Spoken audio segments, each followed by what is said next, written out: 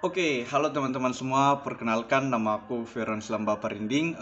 Asal sekolah saya dari SMA Kristen Barana, dan sekarang saya duduk di bangku kelas 12, yaitu 12 MIPA 2. Nah, pada video kali ini aku akan menjelaskan beberapa taktik tentang pola penyerangan dan pola pertahanan dalam permainan sepak bola. Oke, langsung saja kita masuk. Jadi, yang pertama itu adalah melakukan penyerangan atau pola penyerangan. Nah, taktik kali ini yaitu aku akan membahas posisi tentang 4-2-4, di mana posisi itu menurut aku lumayan bagus sih untuk penyerangan. Nah, uh, cara yang akan dilakukan pada pola 4-2-4 ini yaitu dengan melakukan gerakan tersusun. Jadi perlu kita ketahui bahwa gerakan tersusun itu adalah gerakan yang sesuai dengan pola yang sudah teratur. Jadi para pemain itu melakukan tugasnya sesuai dengan pola yang sudah ada. Jadi oke, teman-teman, mari kita lihat. Di sini sudah tergambar pola 4-2-4. Nah, teman-teman sekalian, pola 4-2-4 itu gimana sih? Mungkin ada yang belum tahu ya. Nah, sekarang aku akan jelasin dulu. Jadi, pola 4-2-4 yaitu pertama ada pastinya kiper. Nah, itu kita akan hitung mulai dari pertahanan sampai penyerangan. Nah, jadi contoh kalau sekarang kan yang kita bahas pola 4-2-4. Jadi di pertahanan itu pemain belakang ada 4, yaitu ada fullback, center back, ada 2 ya, masing-masing 2. Jadi fullback 2, ada center back 2. Nah, kemudian masuk lagi ke tengah lapangan, yaitu tepat pada garis lingkaran yang berada di tengah lapangan itu. Nah, di situ ada fullback, ada 2 orang. Nah, jadi 4-2. Nah, di pola penyerangan atau daerah lawan itu juga ada 2, yaitu left winger dengan right winger dengan center end. Nah, oke, mohon maaf ya teman-teman kalau kurang lancar bahasa Inggrisnya. Nah, jadi begitu teman-teman. Jadi pola itu dia ketika disebutkan angka pertama itu akan menunjukkan jumlah pemain pada pertahanan. Jadi contoh kayak ini, 4-2-4. Jadi pertahanan 4, di bagian tengah 2, kemudian bagian daerah lawan ada 4 juga. Begitu teman-teman. Nah, seperti yang saya katakan tadi teman-teman,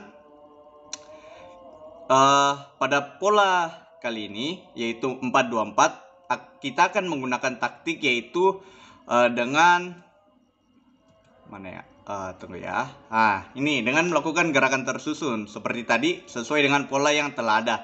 Nah, sebenarnya di sini teman-teman cukup mudah sih sebenarnya, karena kan ini masuk pola penyerangan. Jadi contoh bola, kalau bola dari kiper ya. Contoh bola dari kiper diumpan ke center back atau full back, kemudian diumpan lagi ke fullback, kemudian bisa terkadang bagusnya itu melalui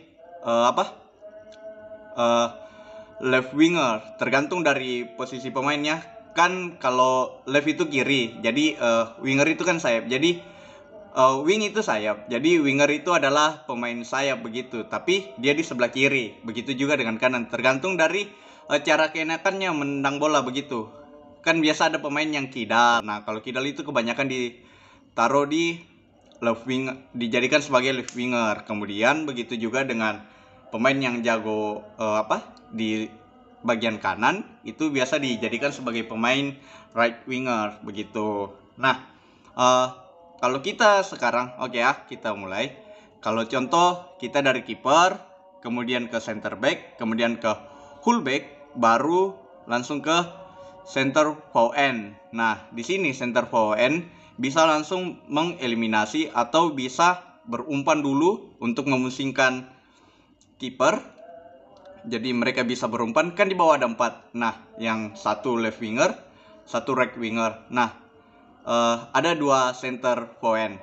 Nah, center forward ini mereka berdua bisa bekerja sama, bisa bermain kelompok begitu, sehingga mereka memusingkan kiper lawannya, dan mereka bisa menghasilkan gol. Nah, bisa juga nih teman-teman, contoh kalau dari kiper ke fullback, kemudian fullback, kemudian ke left winger atau right winger, kemudian melakukan eksekusi ke dalam. Nah, biasanya kalau dari sayap ini teman-teman, biasanya kalau tendangannya langsung masuk ke gawang itu biasanya ada. Nah, itu termasuk tendangan yang sangat keras juga. Kemudian biasanya yang kebanyakan itu dia kalau pemain sayap, baik itu sayap kiri maupun sayap kanan atau right winger atau left winger, biasanya itu mereka mengumpan ke center forward. Nah, mereka itu biasanya tinggal mengumpan, baru nanti biasanya itu dikasih bola atas, ya, bola atas. Nah, biasanya itu terjadi center forward itu tinggal menyundul sehingga menghasilkan gol, begitu teman-teman, kurang lebih. Bisa juga sebaliknya teman-teman ya, atau bisa langsung dari kiper ke pemain sayap kiri atau pemain sayap kanan, kemudian langsung dioper ke center forward, bisa juga begitu teman-teman. Nah, itu untuk pola penyerangan. Nah, kemudian teman-teman, kita lanjut ke pola pertahanan. Nah, kali ini teman-teman, pola pertahanannya aku akan menggunakan tipe formasi yaitu 4-3-3. Kenapa? Menurut aku ya teman-teman, ini. Nah, ini teman-teman, di sini bisa lihat 4-3-3. Kenapa aku suka menggunakan 4-3-3? Karena bagi aku ini sudah lumayan kuat.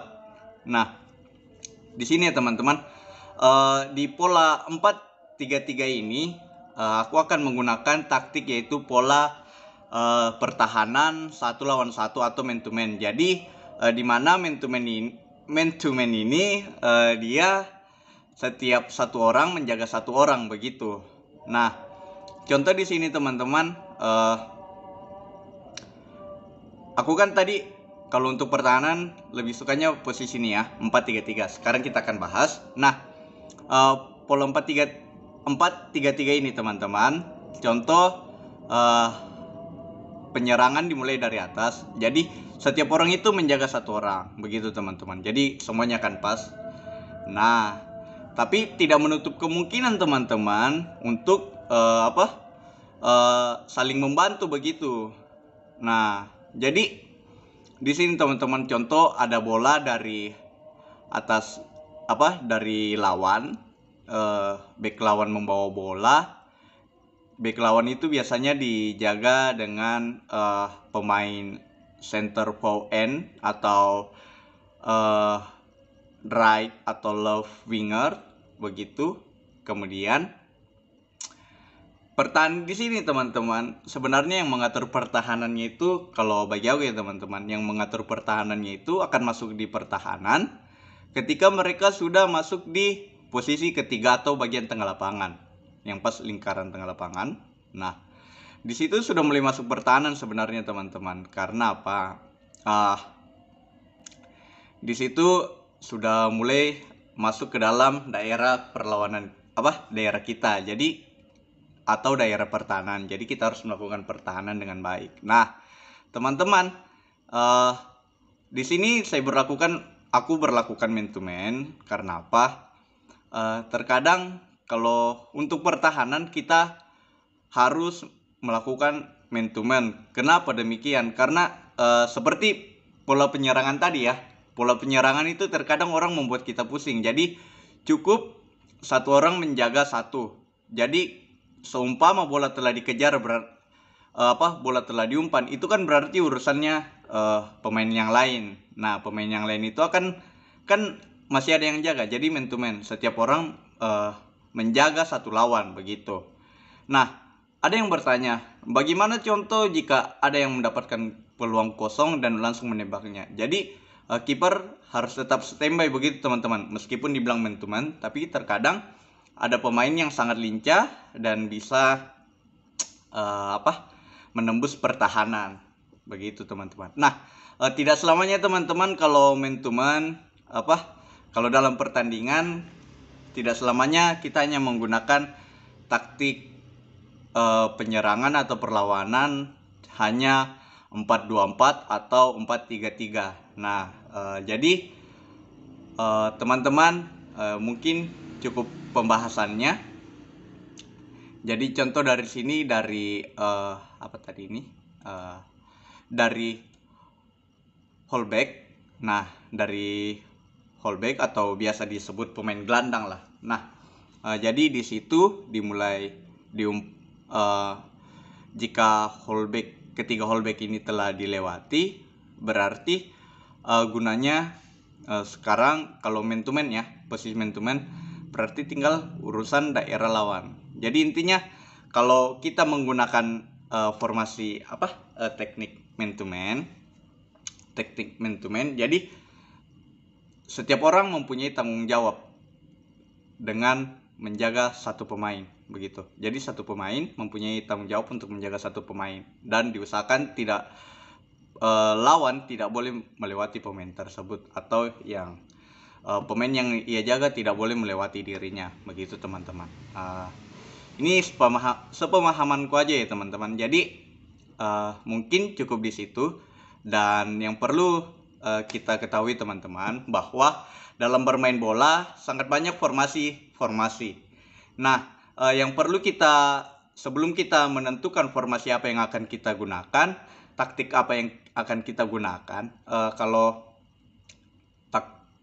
taktik itu ada banyak teman-teman. Ada kalau untuk penyerangan itu ada apa tadi ini yang tersusun ya, tunggu ya, ada pola kalau untuk ini melakukan gerakan tersusun dengan ada dua lagi, yaitu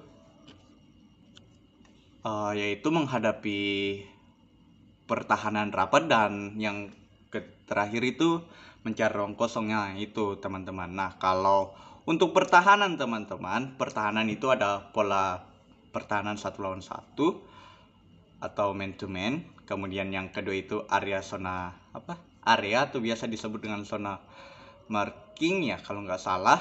Nah, kemudian ada gabungan antara man to man dengan zona marking atau man to man dengan area, begitu teman-teman. Nah, jadi teman-teman ketika kita bermain sepak bola atau bermain olahraga lainnya, tapi kan kita bahas sepak bola ya. Ketika kita bermain sepak bola dan kita ingin menentukan taktik apa yang akan kita gunakan,